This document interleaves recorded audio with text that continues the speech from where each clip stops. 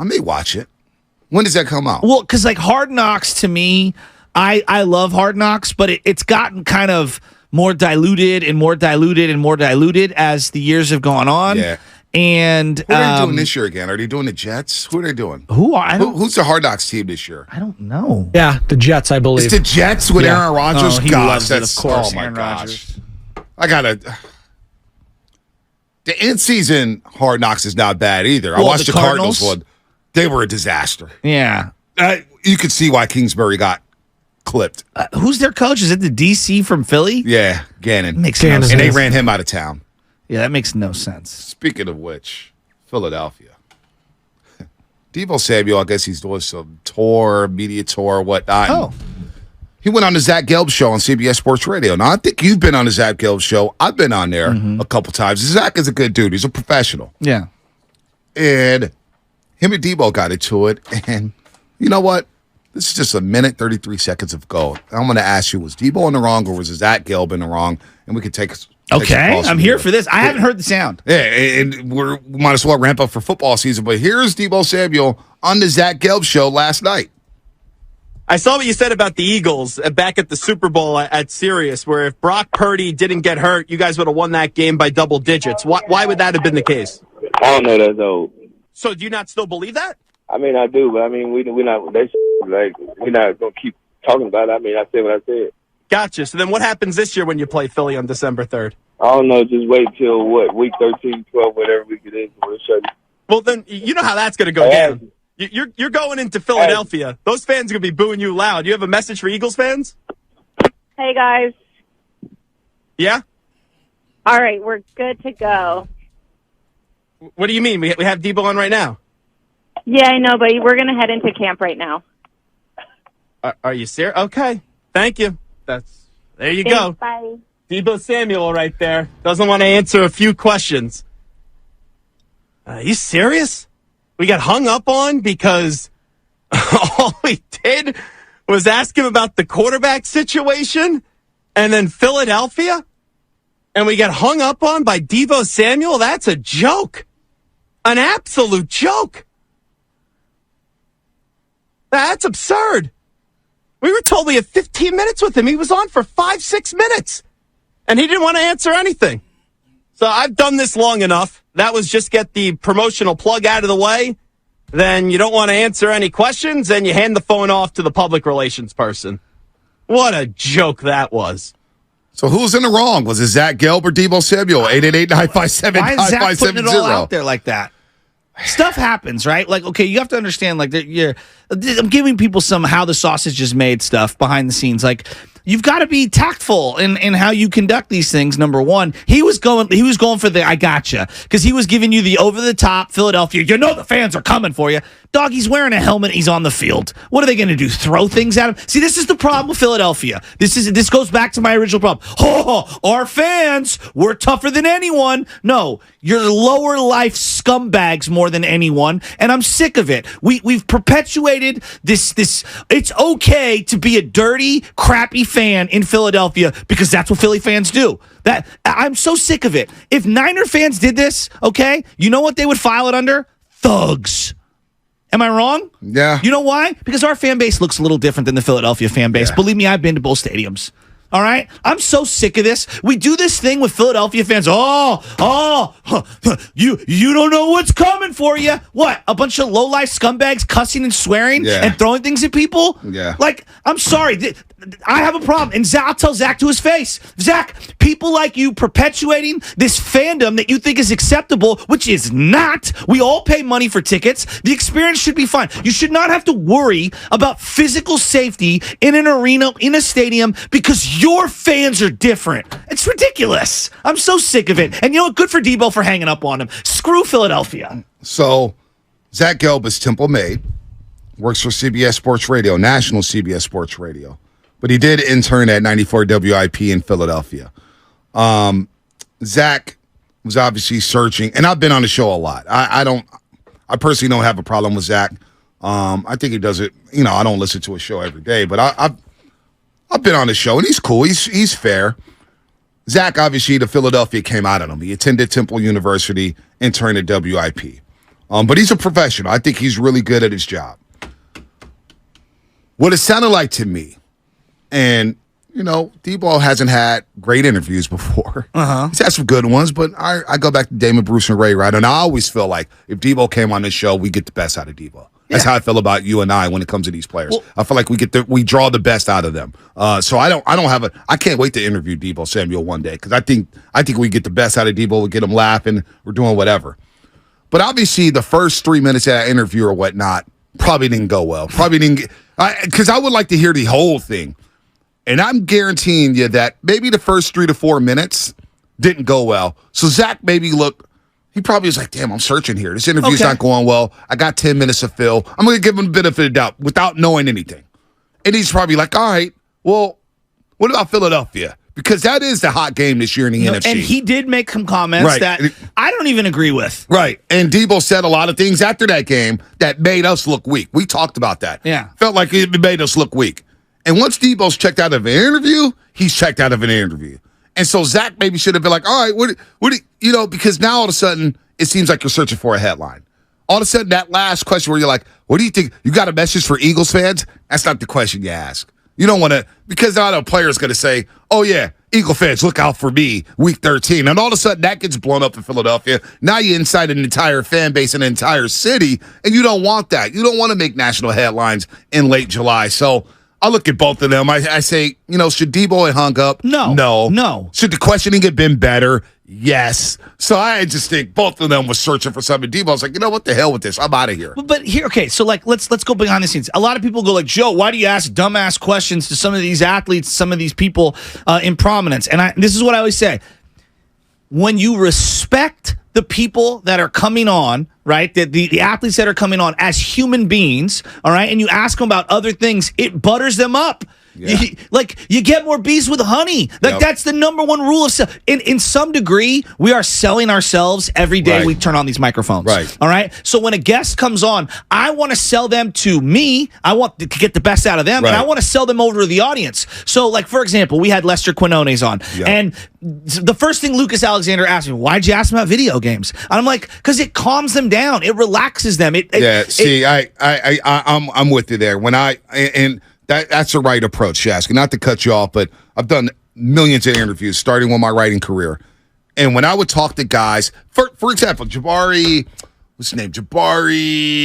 Smith. I don't know. He covered the Spurs for a long time. Now he's with Forrest Baggins. Oh, yeah. And he gave me some insight about Kawhi Leonard. He's like, Kawhi's not going to open up about basketball, but if you talk to him about other things. Exactly. So during the NBA Finals, I walked up to Kawhi Leonard, was like, we started talking about basketball shoes. Yes. And I said, I'm talking to Kawhi Leonard for 5 minutes about basketball shoes and rap songs. City College, going to City College in San Francisco and having the benefit of being next to Coach Justin and Coach Adam and Coach Tom at City College and talking to those players, talking about other things other than basketball to get them to open up. That's how you do it. So when we ask Lester about video games, or we ask him about movies like Javon Hargrave, that gets them to just kind of breathe a little bit and get their personality working, and then you can go back to football. There's an art to it. Yeah, no doubt about it. Think about this. Think about your own life. When someone knocks on your door and tries to sell you on something, what do you normally do? What do most people do? Hang up or close slam the door in their face. No doubt. Right? That's what most people. But yet we all love to shop. Right? Everybody anybody who says they don't love to shop's full of it. We all love to shop. Right? So you got to butter yourself up in those situations, right? You can't just go be a door-to-door salesman. And I do believe at times, especially on these national hits, they can go sideways immediately because there's no loyalty, there's no earned equity with the person who's coming on and the national host. They don't care if you come back on again or not. And to me, it's all about relationship building. I want to get the best out of him. When Bob Myers comes on here, right? When Bob Myers used to come on to our station, part of what made him so great was it felt like there was a human, not just a robot talking. Right? Now, look, for all the cringe people that like listening, like, for example, when Damon used to do interviews with Trent Baalke, it was so testy that was cringe and must listen to in its own way. Right. But I think you get more out of the subject and you get more out of the guest when you treat them like a human being. Right. You just talk. Exactly. We're going to get the football. But we want to get to know you. Exactly. That's been my tact my entire career, is try to get to know you and not just talk X's and O's. I think you'll waste an interview when you talk to a guy like Bob Myers. People want to know who the GM is. Who Who is he? Is he a family guy? Does he have kids? Yes. Does he like cheesecake? Does he like, you know what I'm saying? Like, you got to play off that stuff. Let's go to the calls. I want to hear from the calls here. 888-957-9570. Jose in Oakland. Jose, what's happening? You're on the roast. Hey, good morning, guys. What's up, Jose? Listen, I'm a Niners fan all the way, and I ride with Deebo all the way too. Okay, but when the team makes him available for an interview, he knows what he's going into. Okay, the way he punked out of that call, it made him look soft. It made him look sensitive. And do you think this is thinking, man, Deebo was soft? No, they're saying the 49ers, man, that team is soft. To me, he came out looking like Barry Bonds, and like I said, I'm a big-time, Deebo fan, but he shouldn't have done that. In any case, if he didn't want to answer the question, he should have said, look, in the heat of the moment, I said what I said. Maybe it wasn't the right comment at the right time. We'll see next time we play. I'll try to back up what I said. If it doesn't work out, it doesn't work out, but I will do my best. Yeah. But don't hang up like that. Like I said, it reminded me of Barry Bonds. And that's what I don't like. Well, He's Jose, representing the Niner Nation. Jose, thanks for the call, Jose. We'll get to TC and Sack in just a second. 888-957-9570. We'll play it again. Jose, I'm kind of with you. I think Zach, sure, we're going to try to get Zach Gelb on by the way, at 9:30 to see what really happened during that interview. But we know Deebo Samuel. And Deebo Samuel can be a diva at times. He can be. Well, I think both were wrong. Both are wrong. That's exactly what I said. To me, I think you're onto it. But Jose's right. Yeah. I don't like the way we just hung up there because the way Deebo talked after that NFC Championship game made the Niners look weak. Yeah, Robbie Gold talking about Jalen Hurts. All right? Robbie Gold, the kicker, talking about how the quarterback is not good enough to win a Super Bowl. And we watched Jalen Hurts go out there and, it was just unbelievable in that Super Bowl. Now, he did have a couple turnovers, but damn, he was really good. The Niners looked soft after that NFC Championship game. Did they not? No. The way they chirped? I didn't like all of the comments coming out of that. But when you say those things and someone asks you about them, Yeah. Unfortunately, if you're the one who said it, you kind of got to back it up a little. Well, guess what? Zach Gelb, or at least respond to it. Zach Gelb, CBS Sports Radio, Sam Lubman on the job, coming on at 8 o'clock. 23 minutes to talk about got this an assist from the boss, too. Give him a shout-out as well. No. Summer Lub, we will give credit to that. Summer Lub. Be selfish for once. TC, Sacramento, what's happening? You're on the roast. Bonte Shasky, what's up, bro? What's up, TC? Hey, look, before I get to Deebo, look, that in-game tournament between us and Joe, and next season, man, it's going to be good, man. We got a real rivalry going on with the Kings and Warriors. I ain't tapped in. I got to speak about that every time we talking football. Are you ready for group play in the NBA midseason tournament? Are you ready for that? Yeah, I'm ready for that. That's going to be a little nice one, though, Vontae, for sure. Yeah. But look, check it out, though, man. Look, this go back to Deebo crying about that contract. I know everybody want to get money, but he was acting like a diva. And Deebo act like that every time it's an interview. This ain't the first time he act like that. Every time you interview Deebo, even with the Niners media, he always, like he don't want to talk. Bro, you got to talk, man. You get what I'm saying? That's why everybody's saying BA's the number one receiver, and you're the number two receiver, bro, because how you be acting. Well, wait. To be fair, can we? Not that Frank Gore did anything, like this in his entire career. Frank was not a great talker. No. I mean, your quarterback needs to talk. Right. I don't know if necessarily your wide receiver needs to be a great talker. I'm going to be real with you. But at least Frank talked. Go ahead, TC. Finish up strong. Hold on, but listen. Frank Gore was a stud. He did interviews. He did everything with kids and all that. Deebo don't be doing none of that. And look, how many reports have you heard about fans coming out saying, "Man, Deebo was a douchebag, man"? I never heard want that. to sign my autograph. I don't know about that. I don't think that's fair. That's not fair. I don't think that's fair. However, I'll say. What's that? I'll say this. And I'll bring up a personal story. Miss Anna, my Anna, was in Vegas during the Pro Bowl weekend for a bachelorette party. For a birthday party. And she ran into Fred Warner and George Kittle, and they were very friendly. Oh, you got that Niners sweater on. What's up, man? Okay. She said they were just top-notch. Fred Warner Jr.'s wife was great. Fred Warner Jr. is as presidential as they come. No doubt. That's George what Kittle makes was really him so cool. special. She said she spoke glowingly of them. Next thing you know, that night with her friends, she was in line for dinner. Deebo standing right in front of her. And so she was like, "Hey, Deebo, how you doing?" Oh, hey, and she was just like, she shot her shot. You mind if I get a selfie or whatnot? And he was like, "Nah, I'm good. Nah."